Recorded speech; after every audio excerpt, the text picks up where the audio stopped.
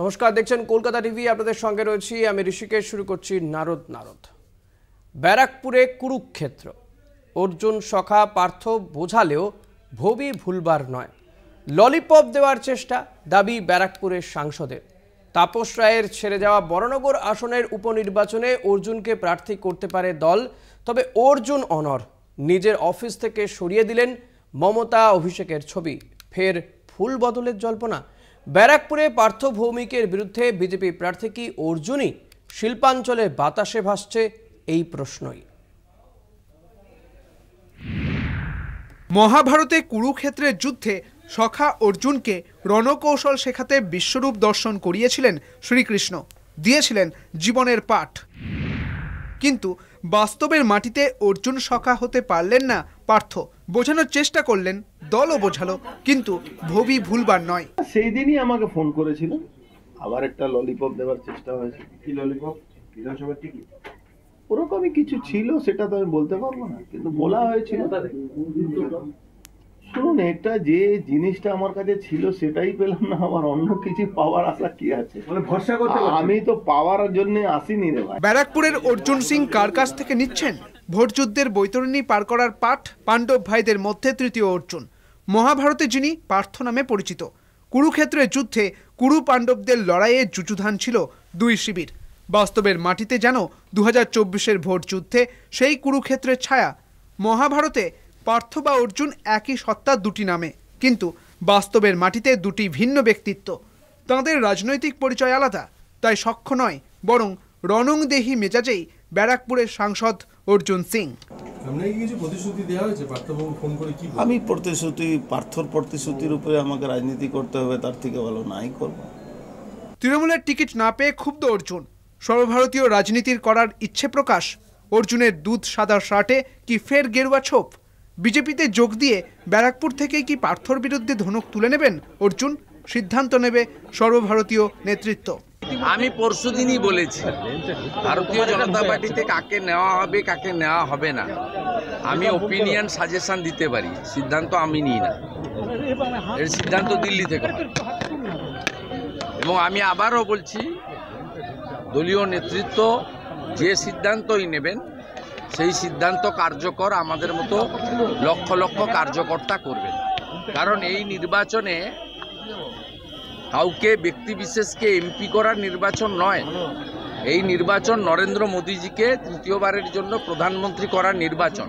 তৃণমূল সূত্রে খবর, বরানগরের উপনির্বাচনে প্রার্থী করা হতে পারে অর্জুনকে। ব্যারাকপুরের সাংসদকে সেই বার্তাও দলের তরফে দেওয়া হয়েছে বলে সূত্রের খবর। সোমবারই ফিরাদ হাকিম ও পার্থ ভৌমিকের সঙ্গে কথা হয়েছে বলে জানান অর্জুন। পার্থ ভৌমিক সঙ্গে কথা হয়েছে, ববিদার সঙ্গে আমার কথা হয়েছে, সবার সঙ্গে কথা হয়েছে। नहीं, अभी मैंने कोई डिसाइड नहीं किया है और अभी भी मैं डिसाइड करने की स्थिति में भी नहीं हूँ। जो बबीदा हमको जो बात बोले हैं उसके बारे में भी हम अपने लोगों से चर्चा करेंगे, उसके बाद ही कोई। मंगलवार सकाल থেকেই অর্জুন সিং আক্রমণাত্মক মুডে। বুঝিয়ে দিলেন ব্যারাকপুরের প্রশ্নে আপোষ নয়, তিনি মাটি কামড়ে পড়ে থাকবেন। তাই তিনি বলেন, পার্থ ভালো বন্ধু। শ্রীকৃষ্ণের কৌশলে মহাভারতের যুদ্ধে সীমিত সামর্থ্য নিয়েই জিতেছিলেন অর্জুন, কিন্তু 2024-এ এই ভোট যুদ্ধে অলক্ষ্য থেকে কেউ কি জিতিয়ে দেবে অর্জুন সিংকে? ব্যারাকপুর থেকে শুভজিৎ সিং এর রিপোর্ট, কলকাতা টিভি।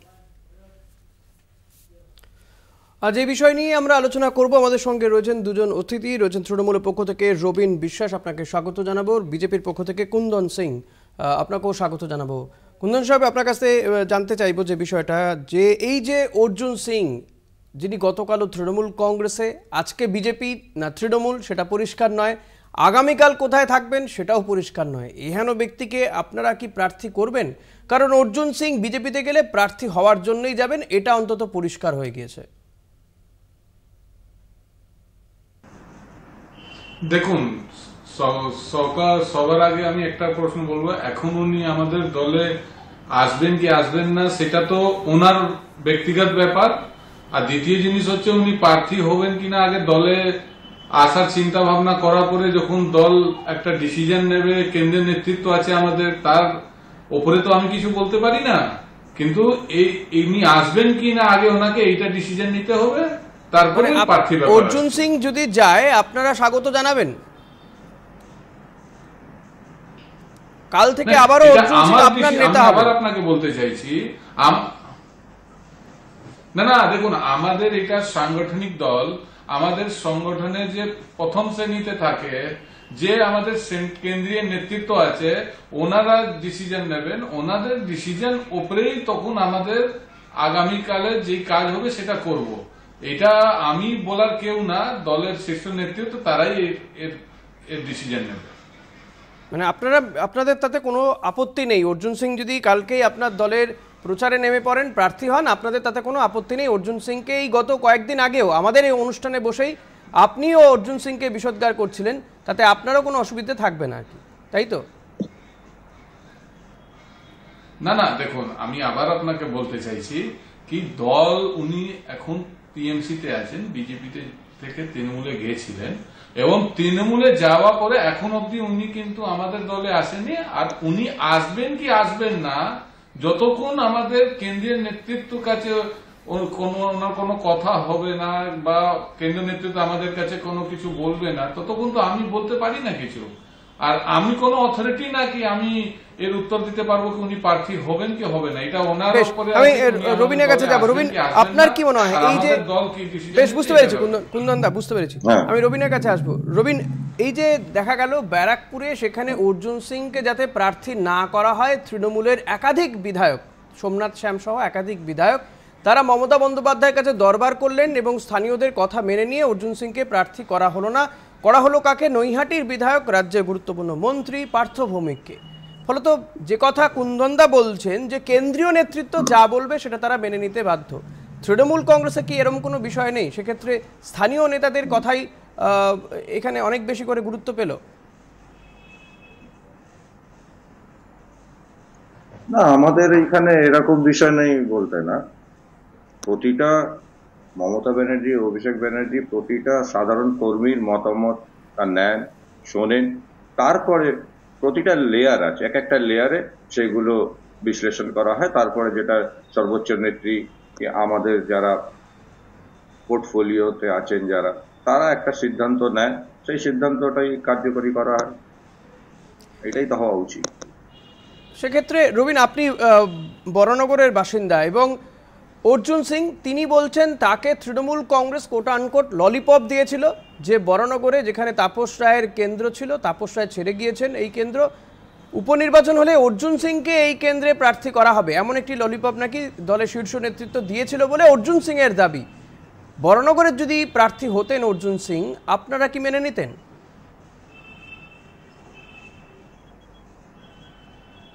দল যাকেই প্রার্থী করবে আমরা তাকেই মেনে নিতাম, এর মধ্যে নতুন কি আছে? আর রইল ললিপপ দেওয়ার কথা, তো অর্জুনরা তো ভাগ্যবান যে ওনাকে ললিপপ দেওয়া হয়েছে। তাপসদার কথা চিন্তা করুন, ওনাকে তো ললিপপও দেওয়া হলো না। কুন্দনদা কি বলবেন? যে কথা রবিন বলছেন যে তাপসদাকে তো অন্তত এমন একটা ললিপপও দেওয়া হয়নি, অর্জুন সিং তো ভাগ্যবান।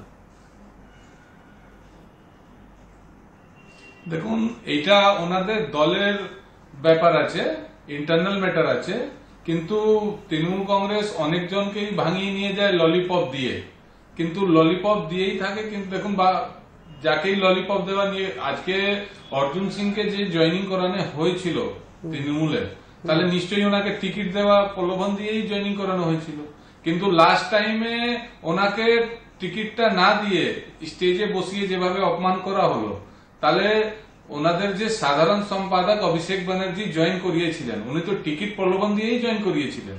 তো তৃণমূল কংগ্রেস উপরে বিশ্বাস করে যাওয়াটাই ওনার ভুল হয়েছিল। কুন্দনদা, অর্জুন সিং যখন জয়েন করেছিলেন, আজ থেকে প্রায় 2 বছর আগে অর্জুন সিং জয়েন করেছিলেন, তখন তো কোনো নির্বাচন ছিল না, তখন থেকে আপনি বলছেন যে টিকিট দেওয়ার একটা প্রলোভন দেখিয়েছিল তৃণমূল কংগ্রেস, এবং আপনিও মনে করেন যেটা অর্জুন সিং এর সঙ্গে অপমান, অর্জুন সিংকে অপমান করা হয়েছে। দেখুন, 100% অপমান করা হয়েছে। উনি আমাদের দলের এখন নেই, এখন আমাদের দলে আসেননি, আর আগেও বলেছি উনি আসবেন কি আসবেন না সেটা কেন্দ্রীয় নেতৃত্বের ব্যাপার আছে, কিন্তু একটা লোককে যদি আমি আমার ঘরে ডেকে যদি অপমান করি, তো সেটা তো অপমানই হবে। আর সারা লোক ব্রিগেড তৃণমূল কি অর্জুন সিংকে তাহলে অপমান করলো? করছে, তো সব লোক সবার সামনে অর্জুন সিং তিনি বলছেন তৃণমূলে আমি অবাঞ্ছিত।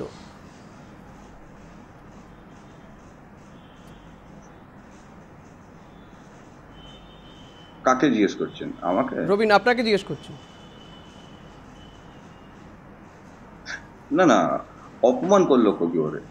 আপনি দেখুন, আমাদের লক্ষ লক্ষ কর্মীরা আছে, তাদের জীবনে একটা স্বপ্ন যে দিদি আছে এমন একটা স্টেজে সেখানে আমি বসতে পারি। লক্ষ লক্ষ তৃণমূল কংগ্রেসের কর্মীদের এটা স্বপ্ন। আর অর্জুনদা দিদিমণির পাশে বসে আছেন ব্রিগেডে। আমাদের কাছে তো এইটাই সম্মান। আমরা তো দিদিমণিকে দেখেছি নিজের চোখে, নন্দীগ্রাম, সিঙ্গুর, বিভিন্ন অর্জুন সিং জয়েন করেছিলেন যখন গোটা পশ্চিমবঙ্গ লালে লাল হাত ধরে, কিন্তু তৃণমূল কংগ্রেসের বিধায়করাই প্রকাশ মঞ্চ থেকে সাংসদকে আক্রমণ করেছে বিভিন্ন সময়। তো একটা সাধারণ সম্পাদক, দলের সেনাপতি যদি আপনাদের জয়েন করিয়ে যদি একটা সাংসদকে তারই দলের বিধায়করা অপমান করে, তো এটা তো অপমানই হবে। এটাকে তো আমরা কুন্দনদা বলছেন যে দলের বিধায়করা বারবার করে অর্জুন সিংকে অপমানিত করেছেন, জগৎ দলের বিধায়ক থেকে শুরু করে একের পর এক বিধায়ক। আমি জানি না ক্লিপস আছে, ভিডিও ক্লিপিংস আছে, কখন দেখেছেন, কখন অপমান করেছেন। আর যদি এইটা হয়ে থাকে তাহলে বোধহয় আমাদের গৃহমন্ত্রী অমিত শাহ যেভাবে নাড্ডাজিকে অপমান করেন সেখান থেকেই বোধহয় শেখা। দাদা, এই কলকাতা টিভিতে ডিবেটে বলছি, এই চ্যানেলও ক্লিপিং আছে কি অনেকবারই প্রকাশ মঞ্চ থেকে বিধায়করা, ব্যারাকপুর অঞ্চলে বিধায়করা প্রকাশে কিন্তু অপমান করেছে। আপনি দেখতে পারেন, বিভিন্ন ক্লিপিংস আপনি দেখতে পারেন। সেই ছবি আমরা দেখেছি। সোমনাথ শ্যাম প্রকাশ্য মঞ্চ থেকেই অর্জুন সিংকে বিষোদ্গার করেছেন, কখনো নাম করে কখনো নাম না করে। এবং সেই সময় এটা কোনোদিনই কাম্য না। অমিত শাহজি যেভাবে ওপেন স্টেজে নাট্টাজিকে অপমান করেন, যেভাবে মোদিজি লালকৃষ্ণ আডবাণীজিকে অপমান করেছেন, এইগুলো কাম্য না। আর যদি এই ধরনের ঘটনা ঘটে থাকে অর্জুনবাবু কেন কারুর সঙ্গে, কেন কি আজকে এখনো অনেকে এরকম আছে যারা নিজের সমস্ত কিছু বিসর্জন দিয়ে মানুষের কাজ করতে আসে, রাজনীতি করতে আসে, মানুষের কাজে লাগে, সারা দিন না খেয়ে না দে মানুষের কাজ করে, রাজনীতি করে, তাতে বহু বন্ধু বান্ধব আছে আমার। কুন্দনদা আপনার কাছে আসবো, আমি কুন্দনদা আপনার কাছে আসবো। এই যে অর্জুন সিং, তিনি ভোট এলেই তিনি চলে যাচ্ছেন কখনো বিজেপিতে, কখনো চলে যাচ্ছেন তৃণমূল কংগ্রেসে। আখেরে এমন একজন নেতার কি জনমানুষে কোনো ক্রেডিবিলিটি থাকে? আজকে কেউ পদ্ম ফুলে তো কালকে কেউ ঘাস ফুলে, ক্রেডিবিলিটি থাকে কি? আমরা দেখলাম যে এই ভোটে আমি আপনার কাছে একটু সংযোজন করছি, আপনারা বলতে সুবিধা হবে। কিছুদিন আগেই দেখলাম বিজেপি বিধায়ক ছিলেন, তাকে তৃণমূল টিকিট দিল লোকসভা নির্বাচনে লড়াইয়ের জন্য। ক্রেডিবিলিটি কি নষ্ট হয় না? না, দেখুন, ব্যাপার হচ্ছে কোন পলিটিক্যাল পার্টির কোন মানুষ যদি দেখে না কি আমি ভুল পথে আছি, যদি ও সঠিক পথে যেতে চায়, তাহলে ও ঘরের ছেলে যদি সঠিক পথে যেতে চায়, তাহলে সকালে যদি কেউ যদি ভুলে চলে যায় আর বিকেলে চলে যায়, তাহলে ওকে খারাপ বলা যায় না। উনি সঠিকটা বুঝতে পেরেছেন। আপনারা বুঝতে পারছেন যে অর্জুন সিং ছাড়া ব্যারাকপুরে বিজেপির কোনো উপায় নেই তাহলে? না না, এইটা আমি বলিনি, এটা অপমানিত না। আপনি আমার তাহলে কথাটা ভুল বুঝেছেন। আমি বলেছি ওনার ব্যক্তিগত ব্যাপার উপরে আমি বলেছি, আমি কিন্তু অপমানিত ব্যাপারটা বলেছি যে উনি ভুল পথে চলে গেছিলেন, এখন উনি সঠিক পথে, মানে এটা মুকুটমণি অধিকারী, বিশ্বজিৎ দাস তাদের ক্ষেত্রেও প্রযোজ্য তো? মুকুটমণি অধিকারী, বিশ্বজিৎ দাস তাদের ক্ষেত্রেও প্রযোজ্য তো? একদম 100%। যদি দেখুন, আমি একটা কথা বলি, যদি একটা দলের টিকিটে জিতে আর যদি কেউ অন্য দলে চলে যায়, এইটা কি পথটা কি সঠিক আছে? আমাকে মানুষ কিন্তু যেই সিম্বলে ভোট দিয়েছে, আমি মানুষ সামনে সেই আমি সেটাই জানতে চাইছিলাম দাদা, আপনার কাছ থেকে সেটাই জানতে চাইছিলাম। বেশ একটা ছোট্ট বিরতি নেব, বিরতির পরে আবারও ফিরে আসবো আমাদের এই আলোচনায়, সঙ্গে থাকবে। ফিরলাম বিরতির পর। আজ অর্জুন সিং আবারও ফুল বদল করতে চলেছেন এবং তার এই ফুল বদল অর্থাৎ তৃণমূল থেকে বিজেপি, বিজেপি থেকে তৃণমূল, এই যাত্রা নিয়েই আমরা আলোচনা করছি মূলত। আমাদের সঙ্গে রয়েছেন তৃণমূলের পক্ষ থেকে রবীন বিশ্বাস, বিজেপির পক্ষ থেকে কুন্দন সিং। আমি রবীন আপনার কাছে আসবো, সময় খুব কম রয়েছে। জানতে চাইবে যে কথা আমি কুন্দনদার কাছ থেকেও জানতে চাইছিলাম, যে একজন নেতা আজকে তৃণমূল তো কালকে বিজেপি, ভোট এলেই এভাবে যে দল বদল, কোথাও গিয়ে জনমানুষের তার আদৌ কি কোনো ক্রেডিবিলিটি থাকে?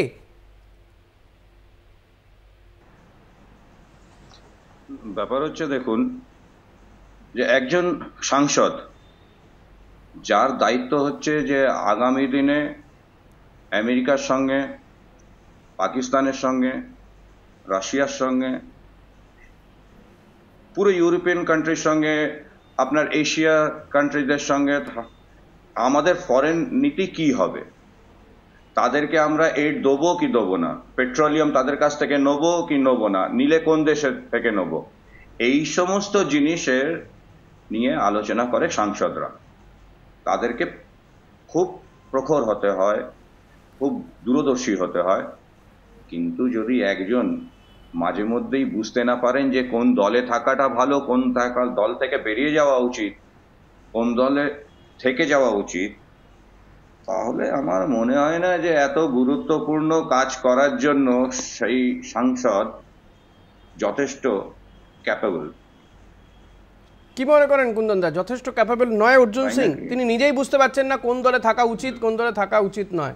তিনি বলছেন আজকে তৃণমূলে যাওয়া ভুল হয়েছিল। পশ্চিম বাংলাতে একটা জিনিস বোঝা উচিত, এইখানে এমপিদের, বিরোধী দলে এমপিদের 100+ কেস দিয়ে প্রেশার করে অন্য দলে জয়েনিং করানো, এইটাই হচ্ছে বর্তমান শাসক দলের এবং তৃণমূল সরকারের মেইন কাজ। আপনি দেখে নিন, যাদেরকে এনারা জয়েন করিয়েছে, পুলিশের ভয় দেখিয়ে এক্সট্রা কেস দিয়ে অর্জুন সিংকে প্রেশার করিয়ে, বাকি 16 জন এমপি কি করলো? বাকি 16 জন এমপি করিয়ে নেবে। আপনাদের তো বাকি 16 জন এমপি ছিল। দেখুন, যারা সাহায্য করে, যারা ধৈর্য।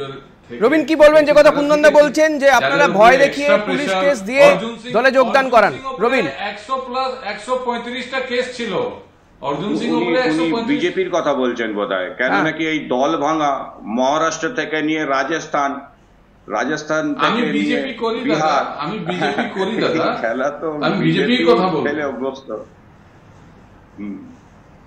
রবীন বলছেন যে এই খেলা তো মহারাষ্ট্র সহ বিভিন্ন রাজ্যে শিক্ষা দুর্নীতি বাংলাতে হয়েছে, গরু প্রচার বাংলাতে হয়েছে, ব্যাপক দুর্নীতির কথা শোনেননি বোধহয় কুন্দনদা?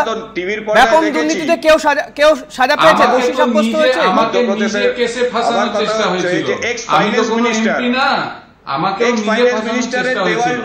সিবিআই তাকে ধরতে যাচ্ছে, এক্স ফাইন্যান্স মিনিস্টার পালিয়ে যেত, এগুলো বিশ্বাস করে উনি পালাচ্ছিলেন কেন?